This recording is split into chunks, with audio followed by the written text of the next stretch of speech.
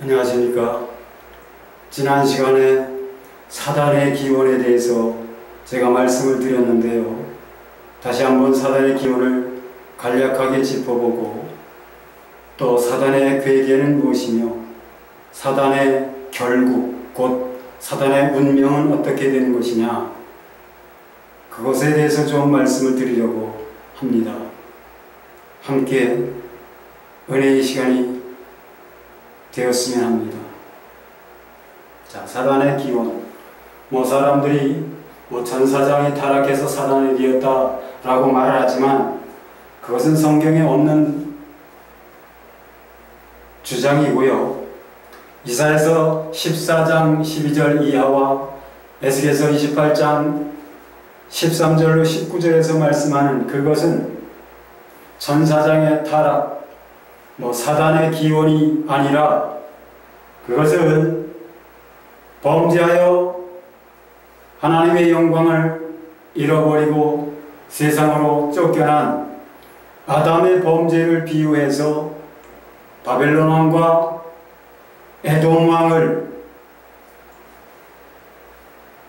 말씀하고 있는 것이라고 그렇게 말씀을 드렸지요. 사단은 처음부터 사단으로 하나님이 지으셨지 무엇인가가 타락하고 변질돼서 사단이 된 것이 아니라 라는 것을 창세기 3장과 계시록 12장 9절 또는 계시록 20장 2절을 통해서 제가 증거를 해드렸는데요. 다시 한번 그 부분을 말씀드리면 창세기 3장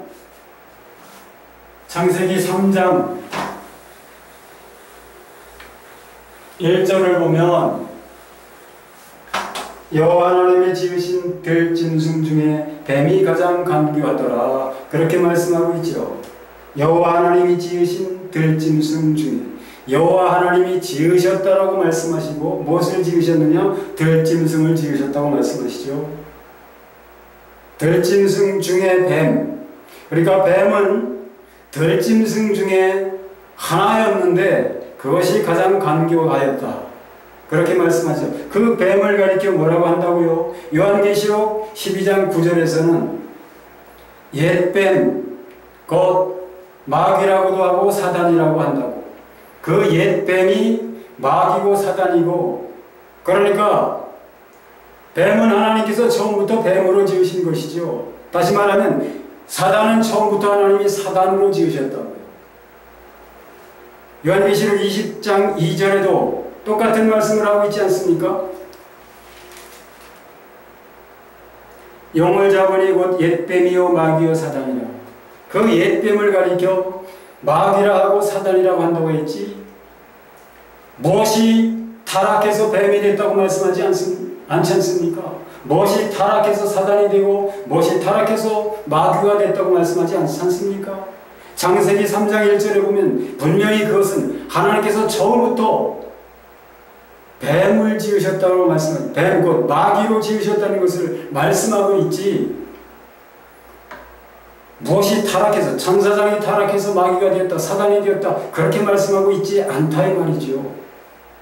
그런데 어디선가 외경에 있는 것 같아요. 저는 읽어보지 않았지만 외경, 곧 성경이 아니죠. 성경 밖에서 끌어들여가지고 밖에 있는 얘기들을 성경 말씀인 것처럼, 하나님의 말씀인 것처럼, 정설인 것처럼 그렇게 주장들 하고 있다, 그렇게 가르쳐 오신 분들 회개하라고 제가 말씀드린 적이 있습니다. 회개해야지요. 하나님 말씀 아닌 것을 성경으로 끌어들여서 하나님 말씀인 것처럼 그렇게 하고 있으니, 그래서 자기도 소경이 되었고 또 다른 사람들도 소경을 만들어 왔으니까 회개하는 것이 마땅하지요. 회개해야 합니다. 사단의 기원은 그렇고요. 사단은 무슨 일을 하고 있습니까? 사단은 인간을 타락하는 일을 했죠. 에덴 동산에서 하나님의 형상과 모양을 따라 지으심을 받은 아담과 하와를 유혹해서 선악을 알게 하는 나무, 하나님이 먹지 말라 하신 그 나무 열매, 하나님은 먹는 날엔 정령 죽으리라, 반드시 죽으리라고 아담에게 말씀을 하셨건만 사단은 뭐라고 했습니까? 내가 그것을 먹어도 죽지 않는다. 그건 무슨 말입니까? 하나님이 거짓말했다는 것이죠. 거짓말장이가 하나님 보고 거짓말장이랍니다. 그런데 하나님의 최고의 걸작품으로 하나님의 모든 영광을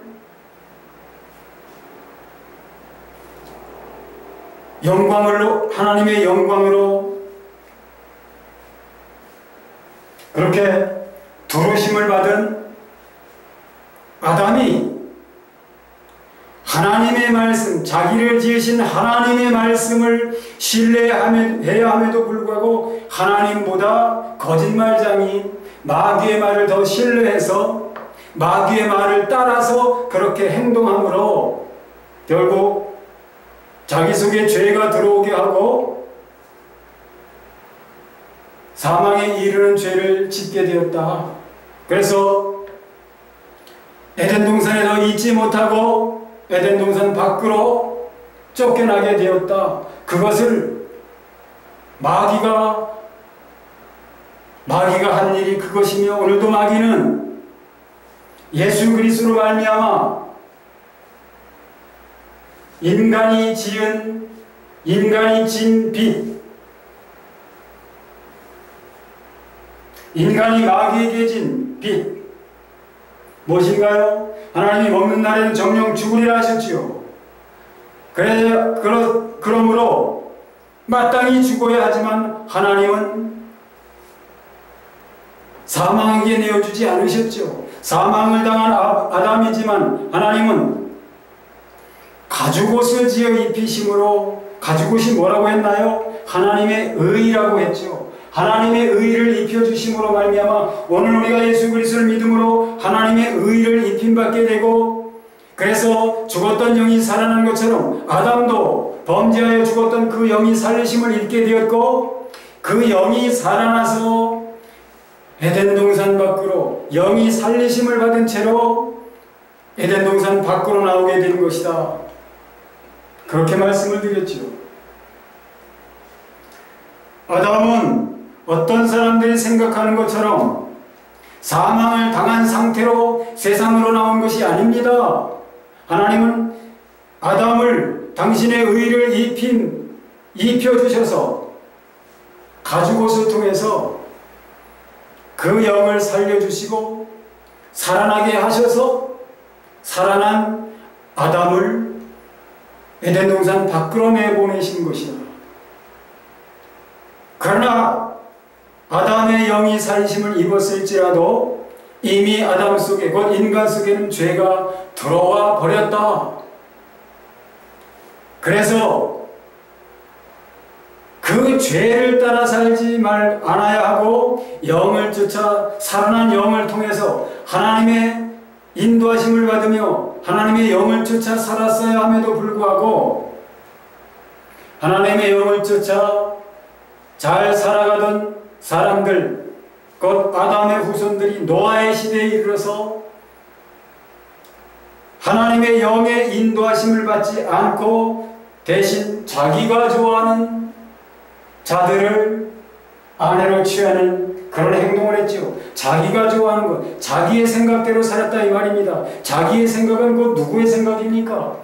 인간 속에 들어온 죄가 주장하는 생각, 곧 마귀가 주장하는 생각을 쫓아 살게 되었다 이 말이죠. 하나님의 아들들이라고 하는 사람들, 창세기 6장 2절에 하나님의 아들들이라고 하는 그 대상들이 누구였느냐? 그 영이 살리심을 입은 아담의 후손들, 영이 살아있던 사람들이라고, 얼마든지 그 죄를 대적하며 영을 쫓아 살 수 있었던 사람들, 영을 쫓아 살 수 있었던 사람들이기 때문에 하나님께서 나의 신이 영원히 사람과 함께하지 아니하리니 라는 말씀은 원어로 보면 나의 영이 영원토록 다시는 사람들과 다투지 아니하겠다. 다툰다는 뜻으로 그렇게 말씀하고 있다. 왜냐하면 다퉜다는 의미가 무엇일까요? 죄를 따라 살고자 하는 인간, 죄를 따라 살지 말라고 하나님의 영이 인간 안에서 그렇게 인간에게 권하시고 권면하시고 그렇게 말씀하셨다는 얘기죠. 그것을 다퉜다는 표현을 하고 있는 것인데, 인간이 하나님이 그렇게 하셨음에도 불구하고 하나님의 영을 쫓아 살기를 거부하고 자기 속 곧 죄로부터 나는 생각, 마귀로부터 나는 생각을 쫓아 삶으로 노아 때의 세상을 온통 죄로 가득 차게 해서 홍수로 멸망을 당했다, 심판을 당했다, 그렇게 말씀을 드렸는데요. 마귀는 하나님의 살리심을 입은 사람들을 그렇게 멸망하게 했지요.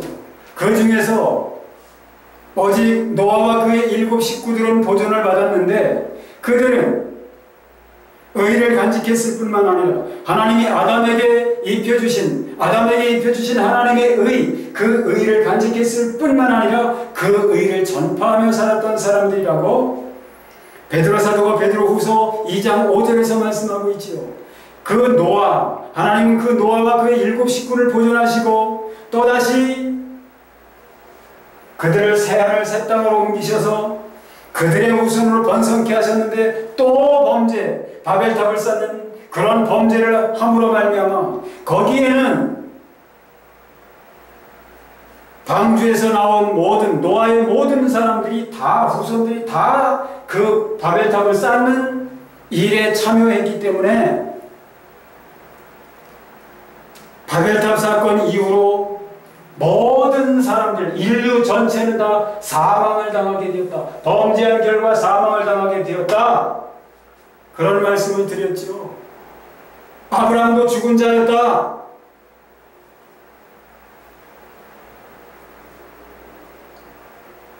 마태복음 22장 23절로 32절 그 안에서 예수님은 하나님은 아브라함의 하나님, 이삭의 하나님, 야곱의 하나님, 곧 하나님은 죽은 자의 하나님이요 산 자의 하나님이다. 아브라함과 이삭, 야곱이 산 자라고 말씀을 하시는데, 그들이 처음부터 살아났느냐, 살아 있었느냐, 아니라는 것이죠.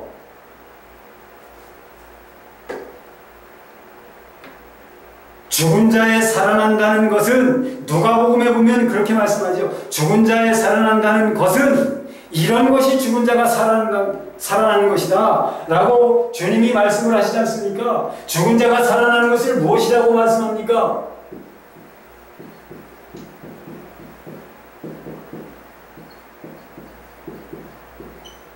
이것을 가리켜 부활이라고 하지 않습니까? 그런데 누가복음 20장 27절로 40절에 보면, 37절에 보면 그렇게 말씀하지 않습니까? 죽은 자가 살아난다는 것은, 다시 말하면 죽은 자가 부활하는 것은 이런 것이다. 어떤 것이냐? 모세도 가시나무 떨기에 관한 그래서 주를 아브라함의 하나님이요 이삭의 하나님이요 야곱의 하나님이라 칭하였나니, 하나님은 죽은 자의 하나님이 아니요 살아있는 자의 하나님이시라. 하나님에게는 모든 사람이 살았느니라. 그러나 죽은 자에 살아난다는 것은 이라고 말씀하고 있지 않습니까? 그러니까 아브라함, 이삭, 야곱도 죽었다가 살아난 사람이라는 것이에요. 언제 살아났느냐? 그거는 이미 말씀드렸기 때문에 제가 전한 말씀들 동영상을 찾아보면 들으실 수 있습니다. 보실 수 있을 겁니다.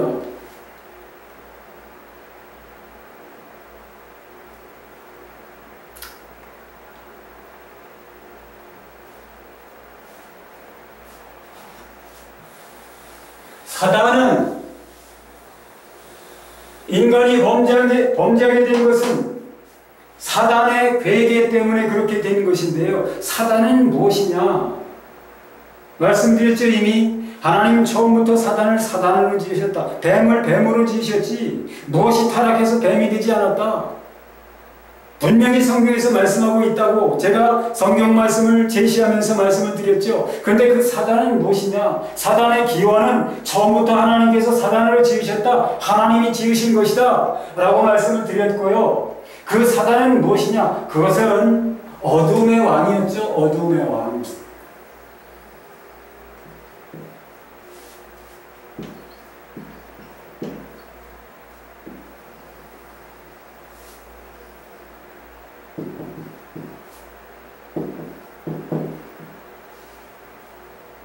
선악을 알게 하는 나무를 제가 이렇게 그려봤는데요. 왜 선악을 알게 하는 나무를 하나님이 지으셨느냐? 하나님이 창조하신 그 창조를 보면 하나님이 빛이 있으라 하심으로 어떻게 하셨습니까? 빛과 어둠을 나누사 빛을 낮이라 칭하시고 어둠을 밤이라 칭하셨지 않습니까? 이것은 사실적이고도 영적인 의미가 있는 것이지요. 하나님이 그래놓고 경계를 빛이 있으라 하심으로 빛과 어둠을 나누자 경계를 정해 놓으셨잖아요. 궁창이 있으라 하심으로 궁창 위의 물과 궁창 아래의 물을 나누어 놓으셨고요. 천하의 물, 궁창 아래의 물을 한 곳으로 모이라 해서 강과 바다를 이루게 하시고 무층 드러나라 하심으로 땅과 물의 경계를 정하셨잖아요. 시편 104편에서 그것을 말씀하고 있다. 어둠은 이 어둠을 흑암이라고도 하지 않습니까? 이 어둠을 빛이 있으라 하시기 전에 어둠이 있었는데 어둠은 무엇이냐라는 말씀도 거기에 대한 대답도 제가 이미 드렸죠. 이사야서 45장 7절 나는 빛도 짓고 어둠도 창조하나니 라고 말씀하고 있습니다. 시편 104편 20절에는 주께서 흑암을 지어 밤이 되게 하시니 흑암을 지으셨다라고 말씀하시죠. 시편 104편은 하나님의 창조에 대한 하나님의 창조를 찬양하고 있는 그런 말씀이 기록된 것이라고, 기록되어 있는 그런 글이라고 제가 말씀을 드렸죠. 거기 보면 주께서 경계를 정해 놓으셨다. 그래서 물로 넘치지 못하게 하셨다. 물뿐입니까? 빛이 있으라 하심으로 빛과 어둠의 경계를 정해 놓으셨어요. 그렇게 분리하시고 분리해 놓으신 영역에 각각의 영역에 빛의 영역에는 빛에 거해야 할 피조물들을 창조해서 채워 넣으셨고요. 어둠에는 어둠에 거해야 할, 어둠의 영역에 거해야 할 피조물들을 지으셔서 거기에 채워 넣으셨다. 단순하게 말하면 하나님이 지으신 모든 피조물은, 피조의 세계는 빛과 어둠으로 나눠집니다. 정한 것과 부정한 것으로 나눠집니다. 보이는 것이나 보이지 않는 것이나 그렇게 나눠진다고요. 그러니까 이 선악을 알게 하는 나무는 하나님의 창조 질서 전체를 대표하고 있는 것이다. 보여주고 있는 것이다. 제가 그렇게 말씀을 드렸지요. 이건 절대로 섞이면 안 되는 것이죠. 악은 무엇이냐? 하나님이 지으신 것이냐? 예, 하나님이 지으셨다라고 말씀을 드렸습니다. 왜냐하면 존재하는 그 어떤 것이라도 하나님 없이 존재할 수 있는 것은 아무것도 없다. 스스로 있는 자는 오직 하나님, 창조주 하나님 한 분뿐이시다. 그러므로 하나님 위에 그 어떤 피조물도 스스로 존재할 수 있는 것은 없다. 악. 그러니까 악도 하나님이 창조하셨기 때문에 존재하는 것인데, 죄도 하나님이 창조하셨기 때문에 존재하는 것인데, 어둠으로 대표되는 그런 것들, 악이나 죄는 무엇이냐? 욥기 35장 8절을 보면 악은 너 같은 인생에게나 해를 끼친다. 다시 말하면 하나님께는 죄나 악이 아무 영향도 미치지 못한다는 거예요. 그러나 하나님께는 모든 것들, 선이나 악이나 일반이라는 것이죠. 그러나 우리 같은 피조물에게는 안 그렇다 이 말입니다. 우리 인간은 무엇이냐? 빛의 영역에, 사람은 빛의 영역, 그 선의 영역에 존재하도록 지으심을 받은 그런 존재지, 어둠의 악에 속하도록 지으심을 받은 존재가 아니라 이 말이죠. 그러므로 악을 품고 악을 행하면 인간은, 사람은 변질되고 하나님 본래 의도하신 거기서 벗어나기 때문에, 자 보십시오. 어둠의 영역에 있어야 할 누굽니까? 사단. 처음부터 하나님이 사단을 지으신 이 존재, 이건 어둠에 거하면서 어둠의 왕입니다. 이 사단을 어둠을 다스릴, 관리할 그런 자로 하나님이 지으신 것이죠. 그럼 어둠에서만 활동해야 되죠. 어둠에서만 활동을 해야 되죠. 그런데 어둠이 아닌 빛으로 넘어가지 않습니까? 이 사단이 빛으로 넘어와서 빛의 영역에 있는 사람에게 접근을 했고, 유혹해서 어떻게 했습니까? 범죄하게 해서 어둠으로 끌어들였죠. 어둠으로 넘어가게 됐죠. 이제 더 이상 범죄한 인간은 어둠에 속하게 되었어요. 더구나 하나님이 살려주셨음에도 또 죽어버렸기 때문에 어둠에 속한 그런 존재가 되어버렸다고요. 그래서 바울 사도가 에베소 5장에서 말씀하지 않습니까? 너희가 전에는 어두움이더니 이제는 주 안에서 빛이라. 예수 그리스도로 말미암아 그 죄사함을 받고 어둠에서 빛으로, 사망에서 생명으로 옮겨진 그런 존재가 되었다. 빛의 자녀, 그러므로 빛의 자녀들처럼 행하라. 빛의 자녀들다운 것이 무엇이냐? 빛의 열매를 맺는 것인데, 빛의 열매가 무엇이라고 합니까? 빛의 열매는 모든 착함과 의로움과 진실함이 있느니라. 그렇게 말씀하고 있지 않습니까? 예수 그리스도께, 하나님이 예수 그리스도로 말미암아 인간을 사망에서 구원하시고 인간을 타락시켰던 옛뱀 곧 마귀 사탄을 예수 그리스도로 말미암아 그 머리를 밟아문 계셨는데, 그럼에도 아직도 그렇게 해서 하늘에서 쫓겨났지요. 사단은 하늘에서 쫓겨났지요. 예수 그리스도의 십자가 사건으로 말미암아 하늘에서 다시는 있을 수 없게 되어서 쫓겨났습니다. 그동안 하늘에 있었던 것은 무엇 때문이라고요? 하나님께서 사람이 진 사망의 빚을, 사람이 선악을 알게 하는 나무의 실과를 먹으면 죽는다, 반드시 죽는다라고 말씀을 하나님이 하신 말씀 아닙니까? 그렇기 때문에 사람은 반드시 죽어서 사망에게, 즉 어둠에게, 악에게 넘겨졌어야 되는데 하나님이 그렇게 하지 않으셨다라고 말씀하셨죠. 다시 하나님의 의를 입혀주셔서, 즉 가죽옷을 입혀주심으로 말미암아, 그 가죽옷은 뭐라고요? 하나님 의를 입혀주신 겁니다. 하나님의 의.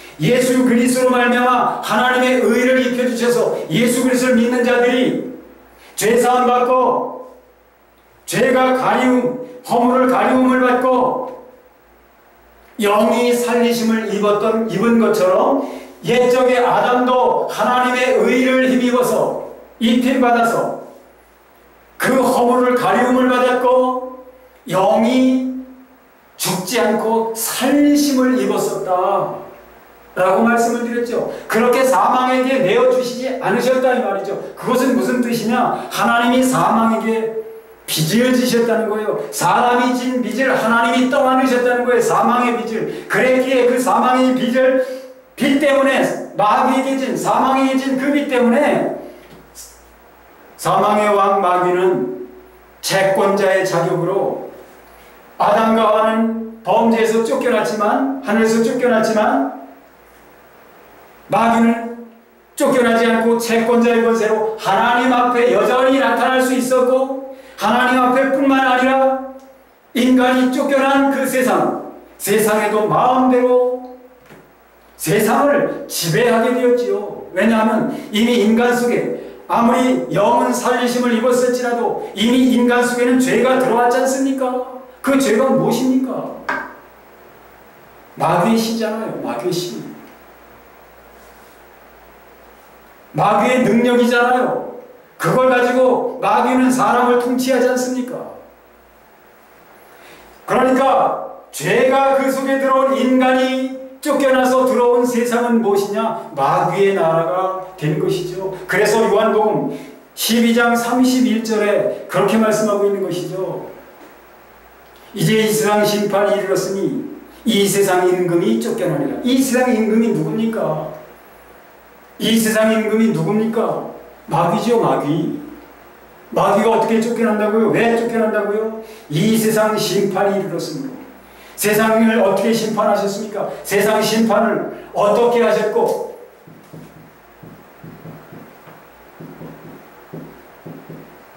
세상 심판을 어떻게 행하셨고, 세상 임금이 다스리는, 임금이라면 나라가 있지 않습니까? 세상 임금의 나라는, 자, 이제 이 세상 심판이 이르렀으니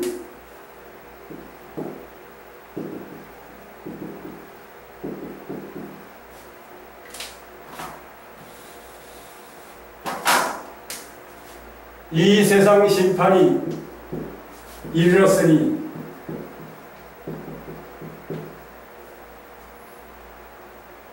세상 임금이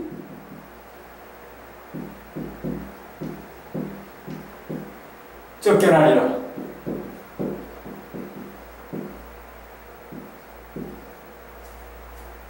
세상 임금은 마귀고요.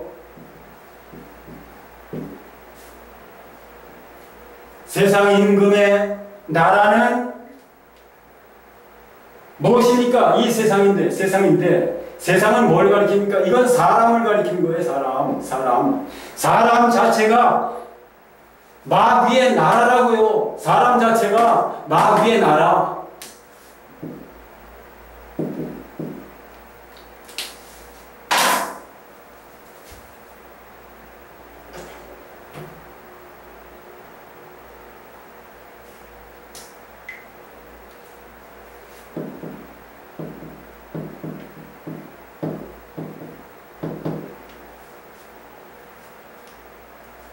예수 그리스도 믿는 자들, 곧 예수 그리스도의 피값으로 사신받은 사람들을 나라라고 하지 않습니까? 누구의 나라? 하나님의 나라. 왕이신 주님의 나라. 어디 그렇게 되어 있냐고요? 오직 너희는 택하신 족속이요 왕같은 제사장이요 거룩한 나라요. 거룩한 나라라고 말씀하셨습니까? 그 거룩한 나라 누구의 나라입니까? 요한계시록 5장 10절에서 뭐라고 말씀합니까? 피로 사셔서 나라와 제사장을 삼으셨다.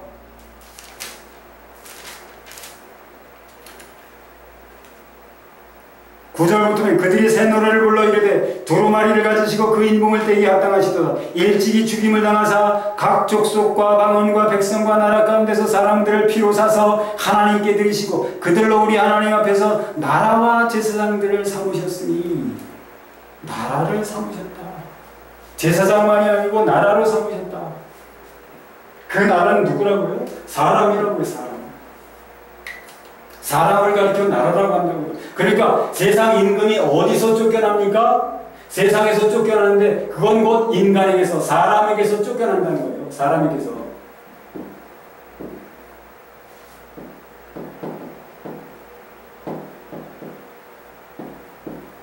사람에게서 쫓겨난다는 것은 어떻게 쫓겨납니까? 어떻게 쫓겨납니까? 이 세상 심판이 어떻게 행해집니까? 사람이 죽는 것으로 행해집니다. 사람이 죽는 것으로. 예수 그리스도, 한 분 예수 그리스도가 죽으심으로 이 죽음은 예수 그리스도의 죽으심.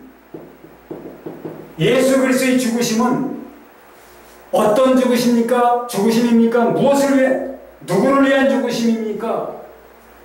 예수 그리스도의 죽으심은 온 세상 모든 사람들을 위한 죽으심이에요. 세상의 모든 사람들. 한 사람 예수 그리스도 안에서 모든 사람이 죽은 것이라고 말씀하고 있지 않습니까? 이 사람이 죽음으로 세상의 심판이 가해졌어요. 이 죽음은 무엇이냐? 마귀의 나라를 이제 하나님께서 예수 그리스도로 말미암아 멸하신 겁니다. 그래서 세상 임금이 사람 안에 있는 마귀가 쫓겨나게 된 것이죠.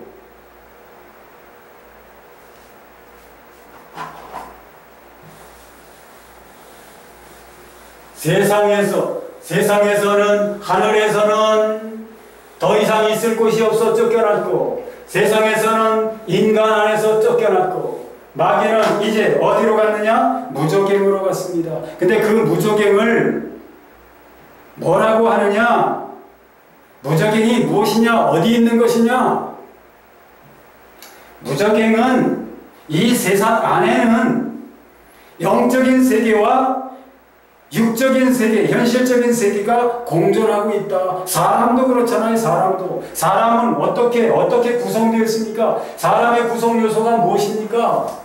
영, 혼, 육, 이것이 사람 아닙니까? 이것이 영이 죽었을 때는 이거는 마귀의 나라였어요. 마귀의 나라. 이 자체가 사망이죠. 그러나 하나님께서 예수 그리스도로 말미암아 사람의 이 죽어있는 영에 들어오셔서 생명이 되어주심으로 사람의 영이 살아났는데, 사람의 영과 하나님의 영이 하나가 되어버렸다고요. 이제는 사람의 영, 하나님의 영 구분할 수 없는 그런 상태로, 사람의 영이 곧 하나님의 영이요, 하나님의 영이 사람의 영, 구분을 할 수 없도록 그렇게 되어졌어요. 고린도전서 6장 17절에는 주와 합한 자는 한 영이니라. 한 영이 되었다고요. 한 영, 하나의 영. 인간의 영, 주님의 영, 성령, 그렇게 구분할 수 없는 하나의 영이 되었다 이 말입니다. 우리가 그런 존재예요. 우리가. 그럼에도 불구하고 우리가 그런 존재, 그렇기 때문에 이런 존재를 가리켜 뭐라고 말씀합니까? 이런 존재를 가리켜 이렇게 영혼육이. 자, 골로새서 3장에서는 새 사람을 입었으니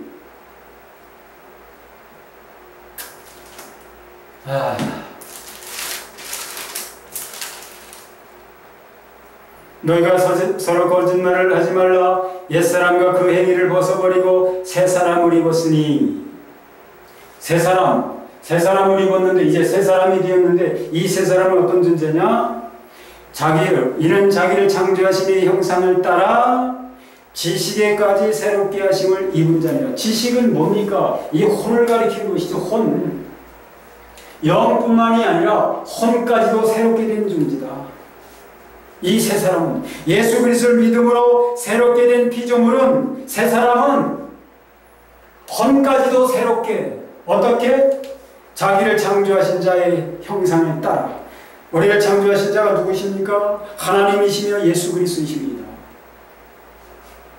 그러므로 우리는 이런 존재가 무엇이냐? 하나님의 아들, 하나님의 아들이라고 하는 것이죠. 하나님의 아들, 자녀, 예수 그리스도를 믿어서 그 영이 살리심을 입은 자는 바로 이런 존재라는 거예요. 이런 존재.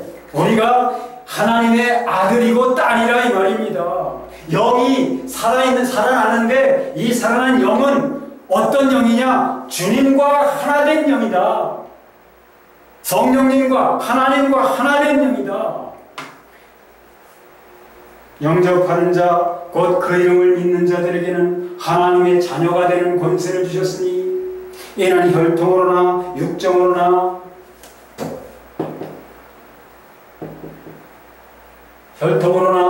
육정으로나 사람의 뜻으로 나지 아니하고. 이건 뭡니까? 오직 하나님께로서 사람의 뜻으로 나지 아니하고, 오직 하나님께로서 난 자니라. 이걸 하나님께로서 난 자가 누굽니까? 하나님의 아들이죠. 하나님의 자녀죠. 이건 뭡니까? 이건 뭡니까? 육으로 나는 것은 육이요 영으로 나는 것은 영이니 살리는 것은 영이니 육은 무익하니라. 육으로 나는 것 무익한 육은 뭔가요? 이건데요. 이건 뭡니까? 죄가 그 속에 들어온 아담의 혈통을 가리키는 것이죠. 아담의 후손들. 죄인, 영이 죽어있는 죄인. 이젠 죄인, 아담의 후손이 아니고, 이젠 아담으로부터 난 아담의 후손이 아니고, 이제 우리는 하나님께로 난 하나님의 아들, 딸들이라 이 말입니다. 하나님의 아들, 딸들. 로마서 8장 10절에 그렇게 말씀하고 있잖아요. 또 너희 속에 그리스도께서 거하시면 몸은 죄로 인하여 죽은 것이나 영은 의로 인하여 산 것이니라. 근데 그 의로 인하여 산 것이다 라고 했을 때 그 산 것이 무엇이냐? 생명이라는 것이거든요. 영은 의를 인하여 산 것입니다. 산 것은 가리키는 것은 생명이라는 뜻이에요. 생명. 어떤 생명? 하나님의 생명. 조회. 곧 하나님의 생명. 하나님의 생명.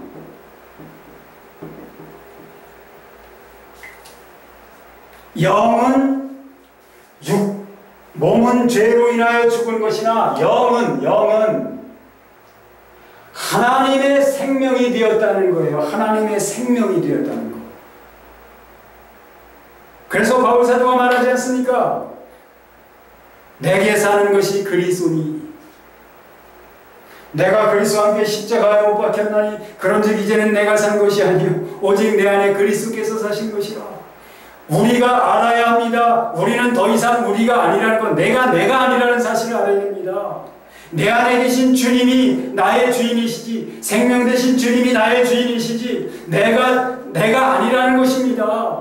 왜 주님께서 내가 포도나무에 너희는 가지라 말씀하셨을까요? 가지는 무엇입니까? 가지는 포도나무예요. 내가 포도나무에 너희는 가지야. 가지도 포도나무인 겁니다. 왜 시편 82편 6절에 너희는 다 신들이며 지존자의 아들들이라 하였다 이렇게 말씀하고 있잖아요. 그 말씀을 예수님이 요한복음 7장 35절인가요? 거기서 인용하시죠. 하나님의 말씀을 받은 자들을 신이라 하셨다. 신이라 하셨지 않느냐? 우리가 하나님의 말씀을 받은 자들 아닙니까? 하나님의 말씀이 육신이 되어 오신 예수 그리스도 말씀을 받음으로 어떤 존재가 되었다고요? 하나님이 되었다. 하나님의 아들은 하나님이잖아요. 우리에게 있는 생명이 어떤 생명이라고요? 하나님의 생명이라고요. 하나님의 생명. 내가 나를 가리켜 나는 하나님이다, 나는 예수다 이렇게 주장할 수는 없지만요. 이러면 큰일 나죠.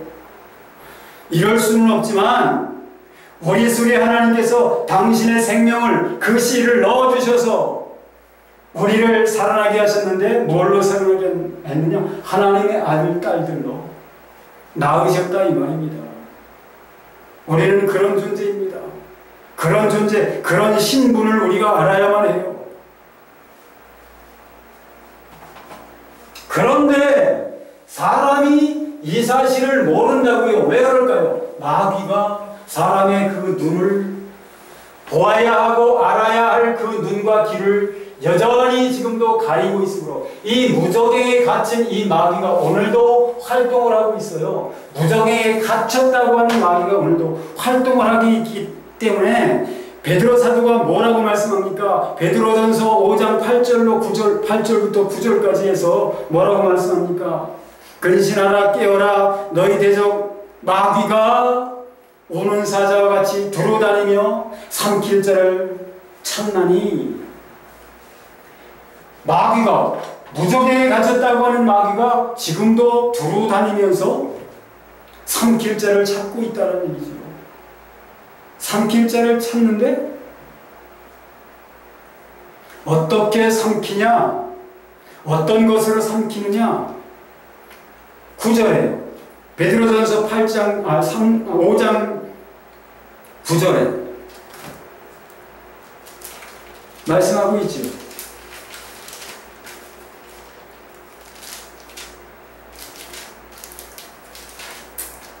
어떻게 삼키느냐? 너희는 믿음을 굳건하게 하여 그를 대적하라. 이는 세상에 있는 너희 형제들도 동일한 고난을 당하는 줄 알미라.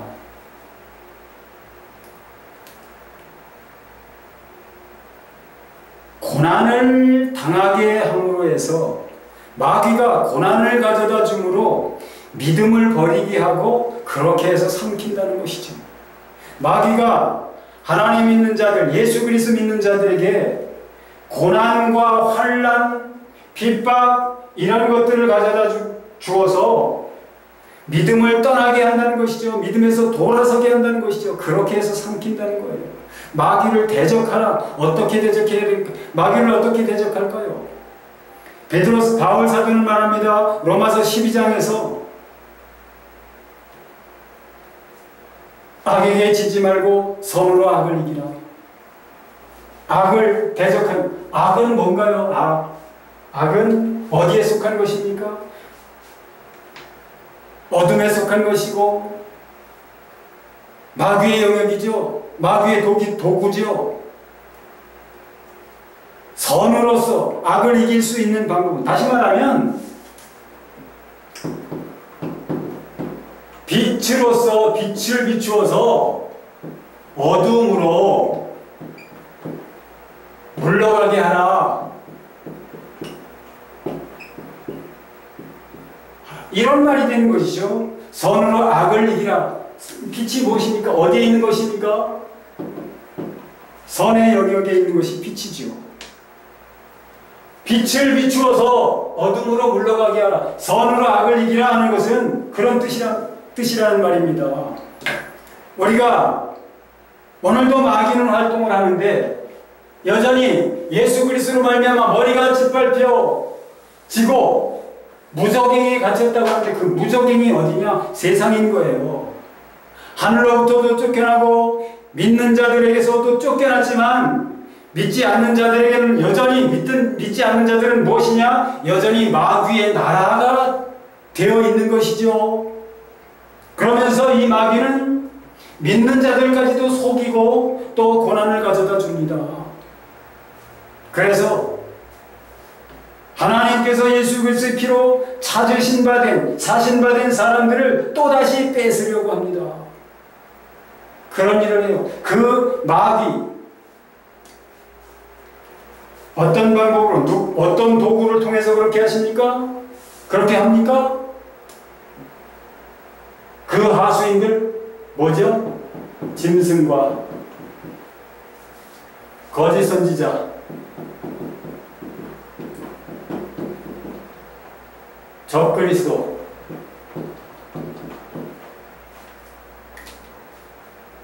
짐승은 뭡니까?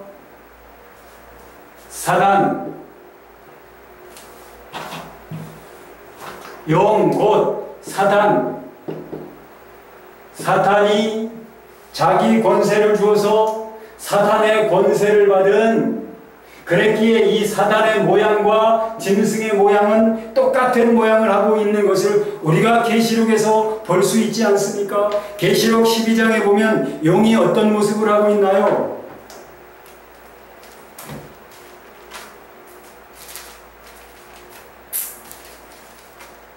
(12장 3절에) 보면 하늘에 또 다른 이적이 보이니 보라, 한 큰 붉은 용이 있어 머리가 7이요 뿔이 10이라. 그 여러 머리에 7 왕관이 있는데 13장 1절에 보면 내가 보니 바다에서 한 짐승이 나오는데 뿔이 10이요 머리가 7이라. 그 뿔에는 열왕관이 있고 똑같은 모습이에요. 이 짐승은 이 용의 대리자 국가를 상징합니다. 이 짐승은 국가이면서 통치자인 왕을 가리키기도 해요. 이거는 사탄의 권세를 받은, 근데 이 거짓 선지자가 이 짐승의 짐승의 권세를 가로챘지요. 11절에 보면, 13장 11절로 보면 내가 보면 또 다른 짐승이 땅에서 올라오느니 어린 양같이 두 뿔이 있고 용처럼 말을 하더라. 그가 먼저 나온 짐승의 모든 권세를 그 앞에서 행하고.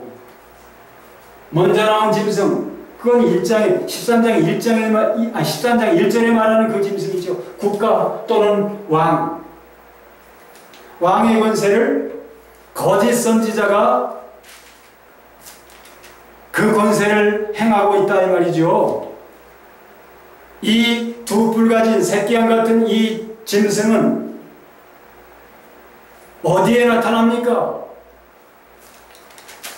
17장에서 말하는 이 음녀가 바로 13장에 두 뿔 가진 새끼양의 모습을 하고 있던 바로 그 존재입니다. 사단의 하수인이죠.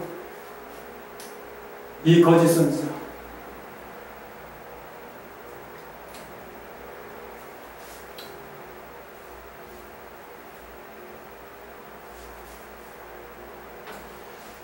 여전히 무저갱에 갇혔다고 하지만 그 무저갱은 어디냐? 세상을 가리키는 겁니다. 이 세상. 무저갱에 갇혔다고 하는 것은 하늘에서 쫓겨났다고 하는 그것하고 똑같은 표현이에요. 그것을 표현만 다르게 하고 있을 뿐이지 똑같은 일을 말씀하는 것이요. 근데 그 무저갱이 어디냐? 세상이라니까. 보이지 않게 예수 그리스도로 말미암아 머리를 상하게 되었지만, 그래서 옥에 갇혔다, 무저갱에 갇혔다라고 하지만 그것은 활동의 제한을 받았을 뿐이지요. 그래서 바울 사도는 데살로니가후서 2장에서 뭐라고 말합니까? 데살로니가후서 1절부터 좀 보면, 형제들아, 우리가 너희에게 구하는 것은 우리 주 예수 그리스도의 강림하심과 우리가 그 앞에 나타남의 모임에 관하여 혹 영으로나 혹 말로나 혹 우리에게 받았다는 편지로나 주의 날이 이르렀다고 동심하거나 두려워하지 아니할 그것이다. 주의 날이 이르렀다고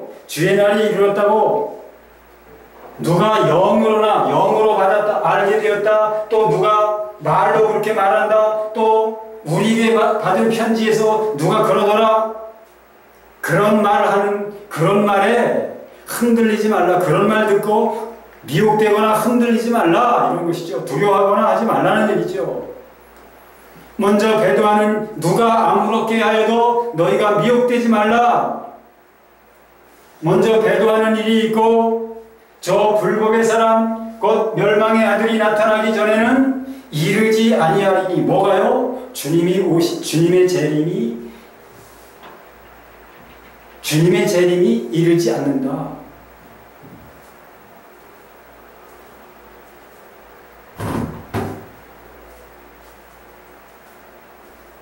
저 불법의 사람 곧 멸망의 아들이 나타나기 전에는 주님은 재림하시지 않는다. 그러니까 주님이 재림하시는 것을 너희가 알려면 저 불법의 사람 곧 멸망의 아들이 먼저 나타나야 된다. 그게 누구냐? 저 그리스도죠.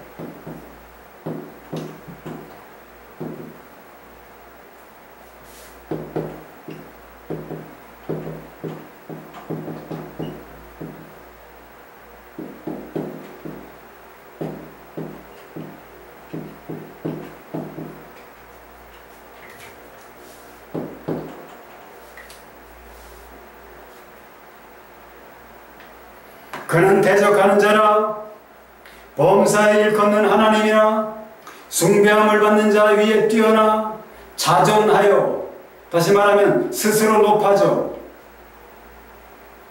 하나님의 성전에 앉아 자기를 보여 하나님이라 하느니라. 하나님이라, 자기를 하나님이라고 할 자, 그가 나타나야 된다는 것이죠. 잘 보셔야 합니다. 자기를 하나님이라고 하는 자. 그런데 오래전부터 벌써 있어 왔습니다. 오래전부터. 이게 무슨 뜻입니까?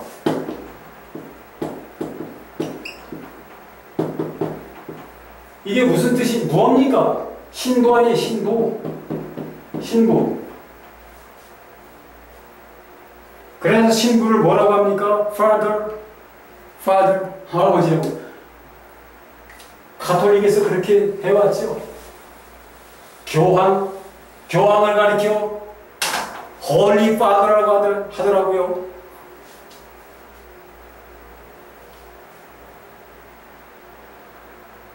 그런데 바울 사도가 뭐라고 말합니까? 저로 하여금 저의 때에 나타나게 하려 하여 막는 것을 지금도 너희가 아나니, 불법의 비밀이 이미 활동하였으나, 나타났습니다. 벌써. 요한 사도도 요한 1서에서 그렇지 않습니까? 그렇게 말하고 있잖아요. 형제들아, 사랑하는 자들아, 이것이 마지막 때라.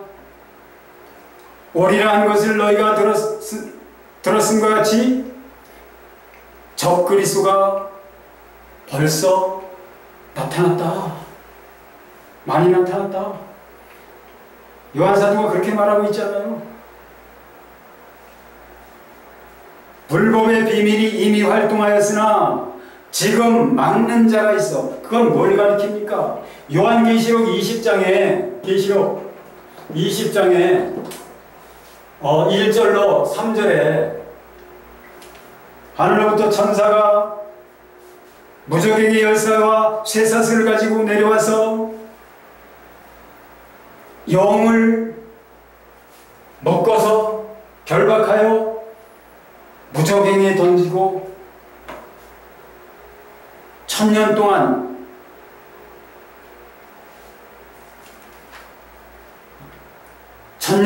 결박하여 무저갱이에 던져 넣어 잠그고 그 위에 인봉하여. 이것이 지금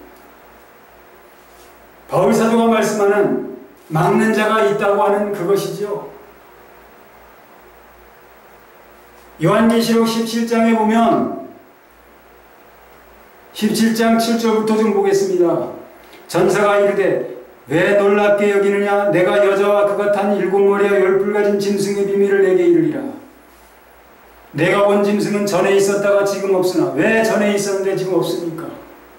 무저갱에 갇혔기 때문에 그렇죠. 장차 무저갱으로부터 올라와 멸망으로 들어갈 자니, 이거 누굴 가리키는 겁니까? 영을 가리키는 것이죠. 용과 짐승 곧 국가 왕을 동일시해서 말하고 있습니다. 그러니까 적그리스도가 언제 등장하느냐? 본격적으로 등장하느냐? 용이, 사단이 무저갱에서 풀려나는 날,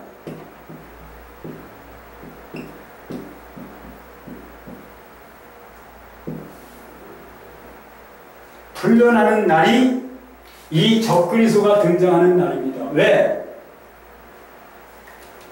용이 아직 갇혀있기 때문에 적그리스도가 등장하지 못하는 거예요. 왜? 이건 일체거든요. 세계 단일 정부가 지금 아주 오래전부터 치밀하게 준비되어 왔고요. 거기서 한 왕이 나오게 될 겁니다. 한 통치자가 나오게 될 거예요. 그 세계 정부, 단일 정부를 통치하는 한 통치자가 나오게 될 겁니다. 그가 누군지는 몰라도 그가 적그리스도가 될 것입니다.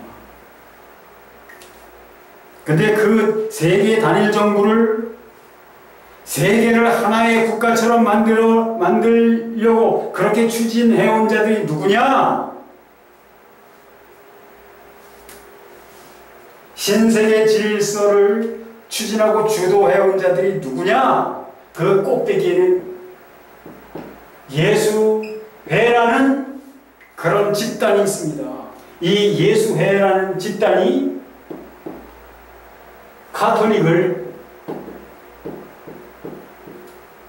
가톨릭을 조종하고 있고요. 교황은 허수아비인 거예요. 교황은 허수아비입니다. 왜 베네딕토 전 교황이 죽지도 않았는데 교황 자리에서 물러났습니까? 이것들이 그렇게 한 거죠. 이것들이. 그리고 지금 프란치스코 교황은 예수의 출신입니다. 예수의 소속이에요. 베네딕토는 아니었습니다. 무슨 뜻인지 아시죠?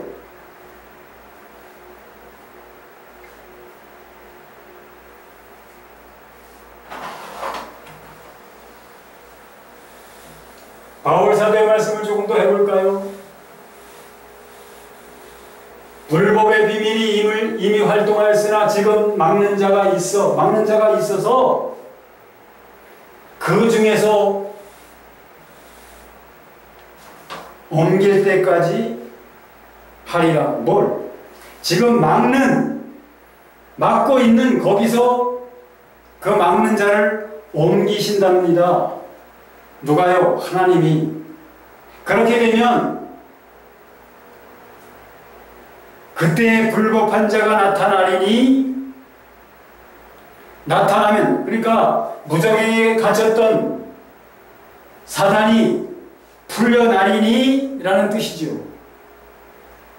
17장에 계시록 17장에 무정행으로부터 올라와 멸망으로 돌아갈 자 그가 올라오게 될 것이다. 근데 11장 7절에는 계시록 11장 7절에는 그들이 그 정원을 마칠 때에 무적행으로부터 올라온 짐승이 있다는 것이죠. 그들과 더불어 전쟁을 일으켜 그들을 이기고 그들을 죽일 텐지. 그들은 누군가요? 여기서 가리키는 그들은 누군가요? 두 증인을 가리키는데요. 그 두 증인은 누구라고 합니까?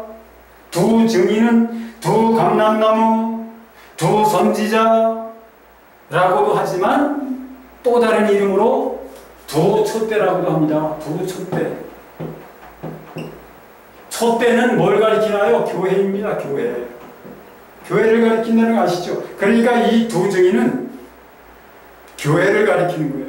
그러니까 교회가 어떤 극심한 환란을 당하게 될 것인가를 지금 말씀하고 있는 거예요. 언제? 그 짐승이 올라올 때. 옥에 갇힌, 무적행에 갇힌 사단이 올라올 때 풀려나게 되면 어떤 일이 벌어지게 되느냐?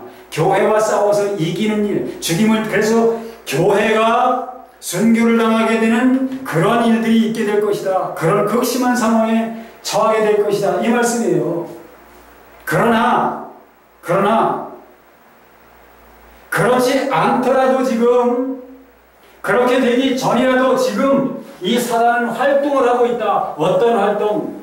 예수 그리스도를 믿어서 예수 그리스도의 피로 사신받은 하나님의 나라가 된 사람들, 하나님의 아들, 딸들이 된 사람들, 영이 살아난 사람들, 이런 사람들을 이 세상 것으로 육신의 정욕과 안목의 정욕과 이성의 자랑, 그러한 것들,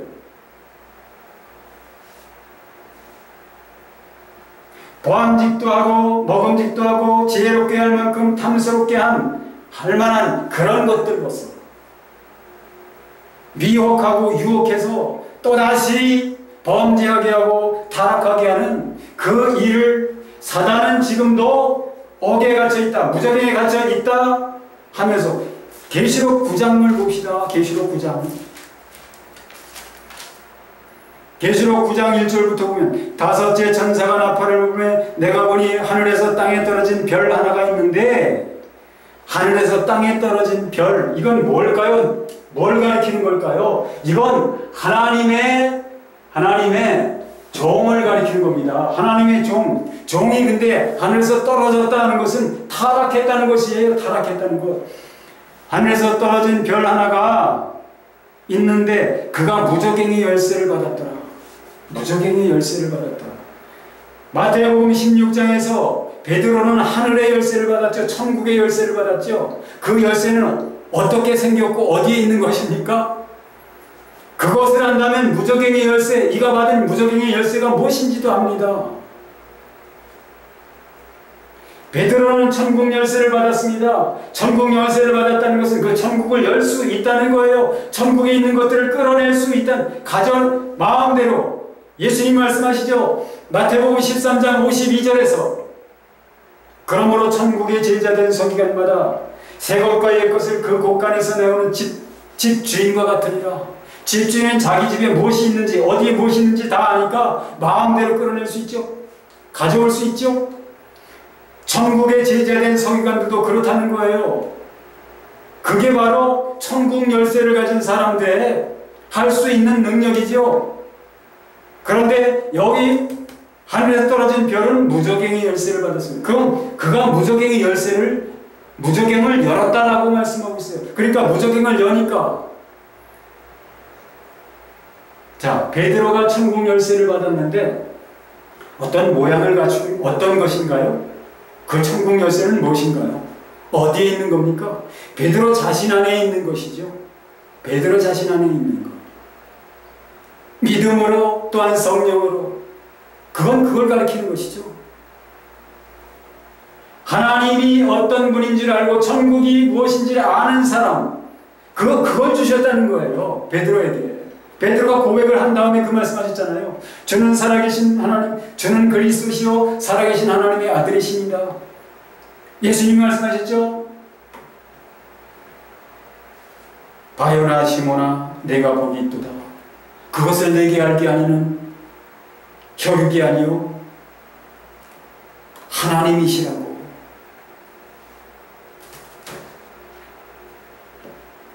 하나님으로부터 예수 그리스도가 누구신지 아는 그런 지혜를 받은 베드로, 그게 천국 열쇠인 것이죠. 그런데 오늘 하늘에서 떨어진 이 별은 무저갱의 열쇠를 받았습니다. 무저갱의 열쇠가 무엇이라고요? 천국 열쇠가 무엇인지 아는 무저갱의 열쇠도 무엇인지 안다니까요.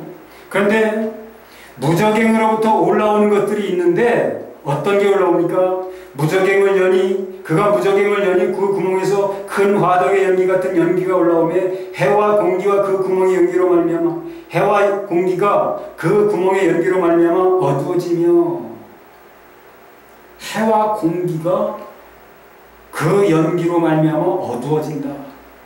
뭘 가리키는 겁니까? 해가 어두워진다는 것은 해는 뭘 가리키나요? 해는 하늘에 두 큰 광명을 지셨죠? 그 두 큰 광명은 땅을 비추도록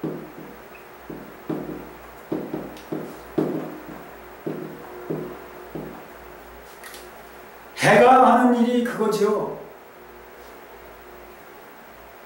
근데 해와 공기가 그 구멍의 연기로 말미암아 무저갱에서 올라오는 공기로 말미암아 영계가 흐려진다는 얘기죠.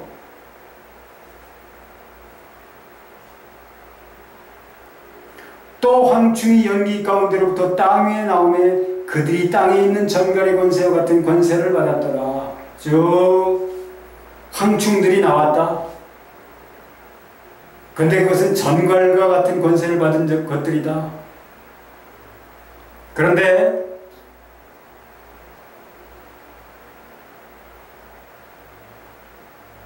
어디입니까? 11절이요. 그들에게 왕이 있으니 그 황충들에게 왕이 있으니 무저갱에서 올라온 그 황충들에게 왕이 있는데 그 왕이 누구냐? 무저갱의 사자라. 히브리어로는 그 이름이 아바돈이요 헬라어로는 그 이름이 아볼론이더라. 근데 아바돈이나 아볼론이나 파괴자라는 뜻이에요. 곧 사탄을 가리키는 것이죠. 사탄. 무정에 갇힌 사단을 가리키는 거예요. 그 쫄개들이 나와서 지금 활동을 하지요. 어떤 활동? 사람을 해치는. 그런데 그 무적행의 쫄개들에게 해치도록 허락되는 것은 이마에 하나님의 인맞지 않은 사람들입니다. 인맞지 않은 사람들. 인맞은 사람들은 해치지 말라고 하죠. 땅에 풀이나 푸른 것이나 각종 수목은 해하지 말고 라고 되어 있죠. 땅에 푸른 풀이나 푸른 것 그리고 각종 수목은 하나님의 이마에 그 하나님의 인맞은 사람들을 가리키는 겁니다. 거기서 그것을 어디서 알 수 있습니까? 예수님이 십자가 지고 골고다로 올라가실 때 여자들이 울면서 따라갔죠. 그러니까 예수님이 뭐라고 말씀하십니까? 예루살렘의 딸들아, 나를 위하여 울지 말고 너희와 너희 자녀를 위하여 울라. 푸른 나무에도 이같이 하거늘. 주님께서 주님 자신을 푸른 나무라고 하지 않습니까? 그러니까 여기서 가리키는 푸른 풀이나 푸른 것이나 각종 수목은 그 이마에 하나님의 인을 받은 사람들을 가리키는 것이죠. 그러니까 사탄이나 그 쫄개들에게 해를 당하는 사람들은 어떤 사람들이냐? 믿지 않는 자들이나 믿는다고 할지라도 인침받지 못한 자들. 인침은 어떻게 받습니까? 성령이 임하시는 게 인침받는 것이라고 바울 사도가 그렇게 말씀하고 있죠. 우리가 구속의 날까지 그 안에서 인침을 받았느니라 이렇게 말씀하고 있잖아요. 하나님의 성령을 근심하게 하지 말라. 그 안에서 너희가 구속의 날까지 인침을 받았느니라 이렇게 말씀하고 있지 않습니까? 성령의 인침을 받아야 합니다. 무적행에서 갇혀있는 이 사단은 자기 쫄개들을 그렇게 보내서 아직도 사람을 망하게 하는 그런 일을 하고 있다. 그러나 오늘 말씀에서 찾아보았듯이 예수 그리스도가 오시기 직전에 영이 그 사단이 무적행에서 풀려날 것이지만 그건 잠깐이 될 것이다. 근데 그 잠깐이 참으로 극심한 환란의 기간이다. 그렇다는 사실을 우리는 알아야만 합니다. 그때가 언제가 될 것이냐? 그렇게 그가 나타나기 전에도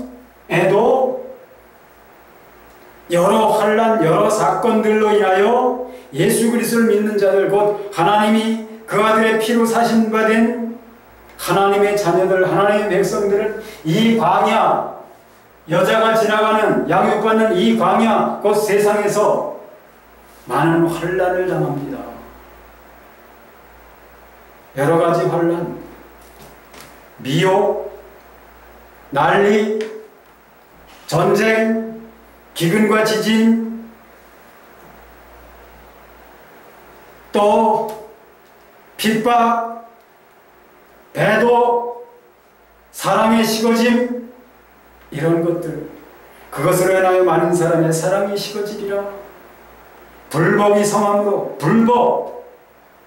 불법으로 말미암아 많은 사람의 사랑이 식어지리라. 그러나 끝까지 견디는 자는 구원을 받으리라. 예수님이 말씀하시잖아요.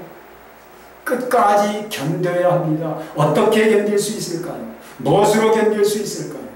예수 그리스도께서 보여주시고 말씀하신 그 사랑의 삶을 사는 것으로서 내 안에 믿는 내 안에 임하신 사랑이신 주의 영, 생명이신 주의 영, 곧 주님 자신, 영으로 임하신 주님 자신, 주님이 내 안에, 하나님이신 주님이 내 안에서 역사하시는 대로, 나를 일깨우시고 가르치시고 주장하시는 대로 내가 그렇게 반응하고 순종하여 행함으로 말미암아 나에게서는, 그렇게 살아가는 나에게서는 어떤 일이 나타나지게 될까요?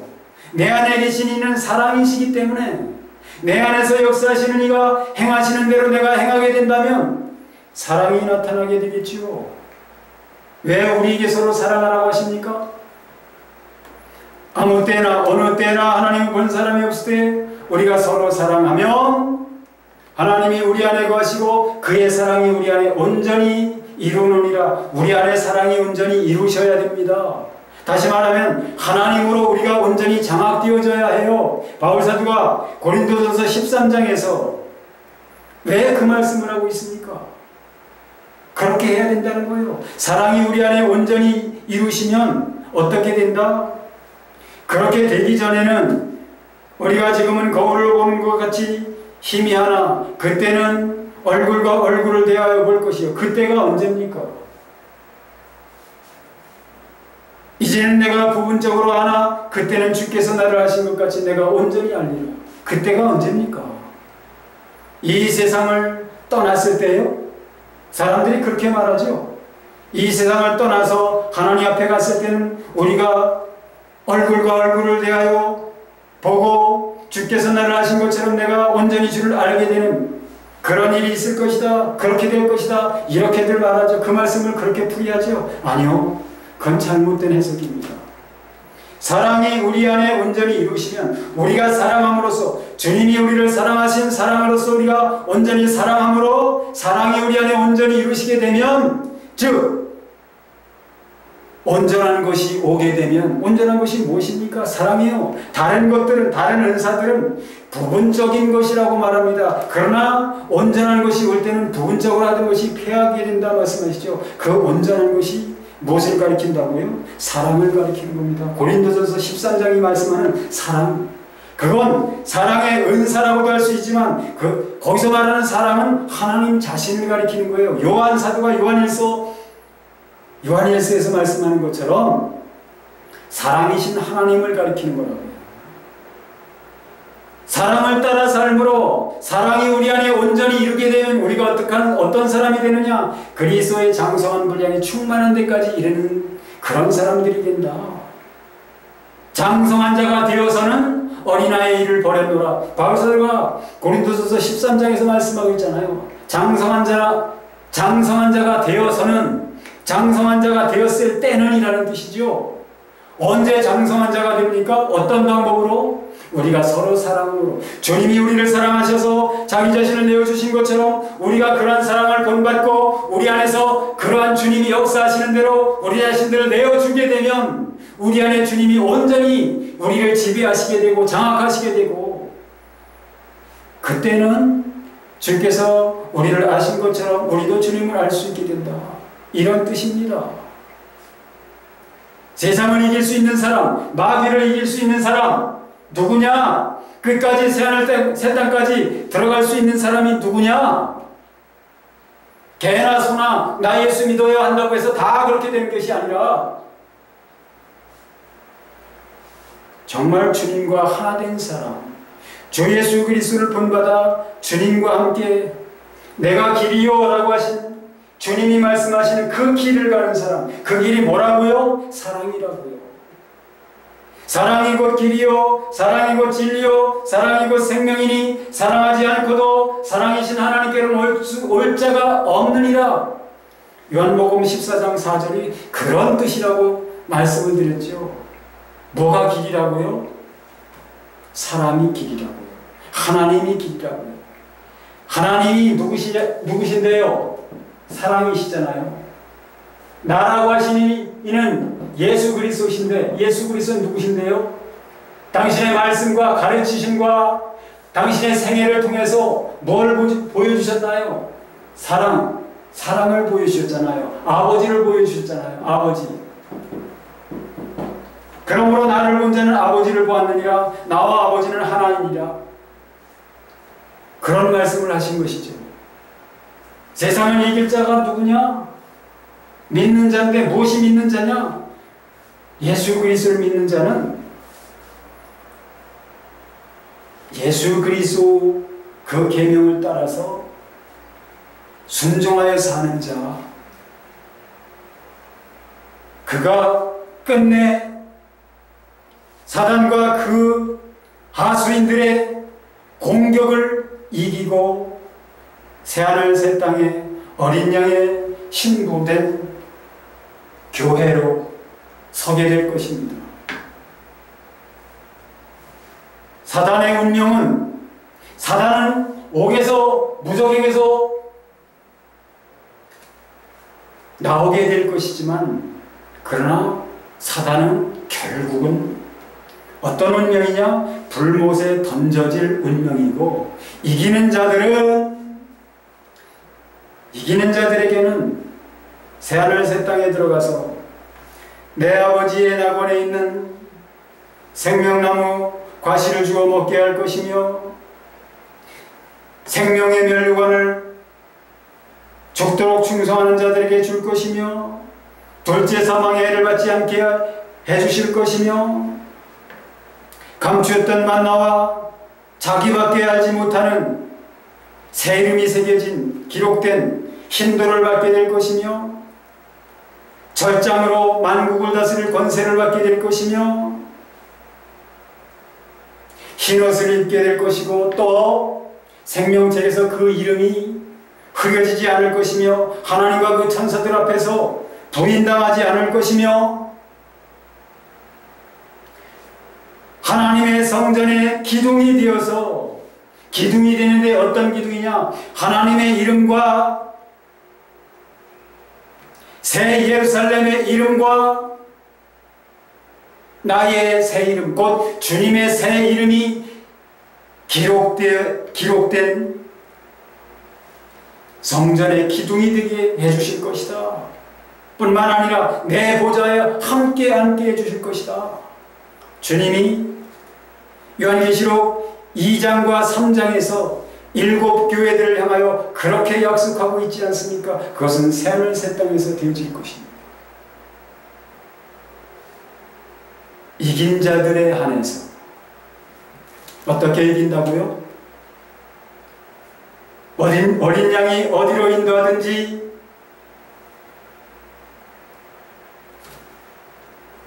어린 양이 어디로 인도하든지 따라가는 자. 그것이 죽음이 됐던 환난이 됐던 그 정죄를 지키며, 오직 그 이마에 뭐가 있다고요? 또 내가 보니 보라, 어린 양이 시온산에 섰고 그와 함께 14만 4천이 섰는데 그들의 이마에는 어린 양의 이름과 그 아버지의 이름을 쓴 것이 있더라. 무슨 의미입니까? 그 이마에 어린 양의 이름과 그 아버지의 이름을 쓴 것이 있더라. 이마가 가리키는 것은 무엇인가요? 그의 머릿속에는 그는 어린 양 예수 그리스도와 하나님 아버지 외에는 어떤 것도 생각하지 않는다는 거예요.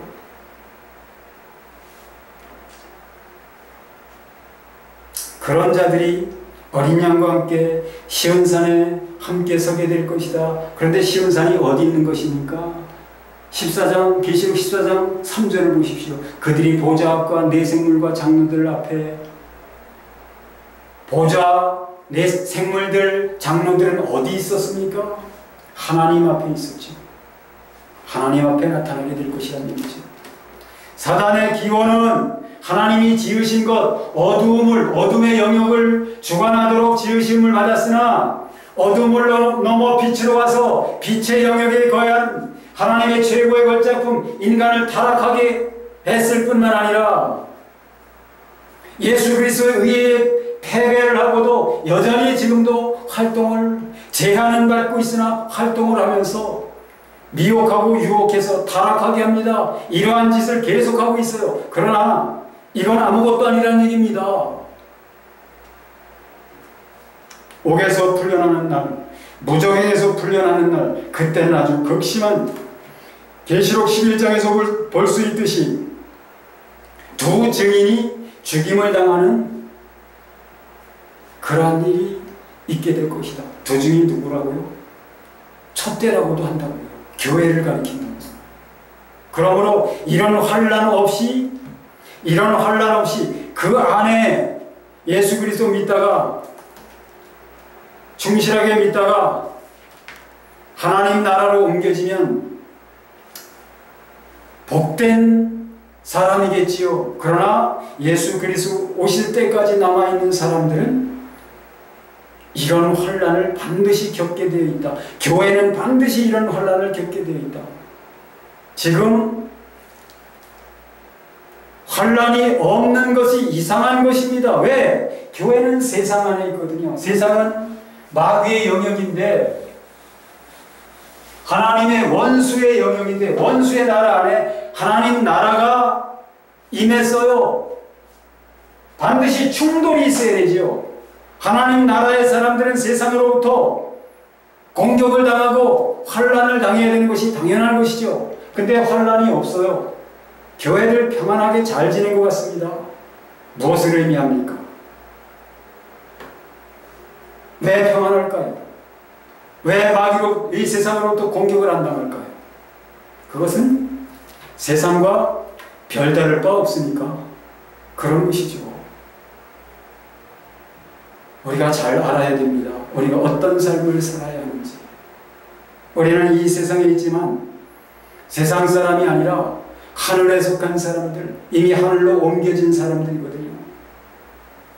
그러므로 이 세상에 있지만 이 세상에서 어떤 삶을 살아야 되느냐? 하늘의 삶을 살아야 합니다. 양육받아야 합니다.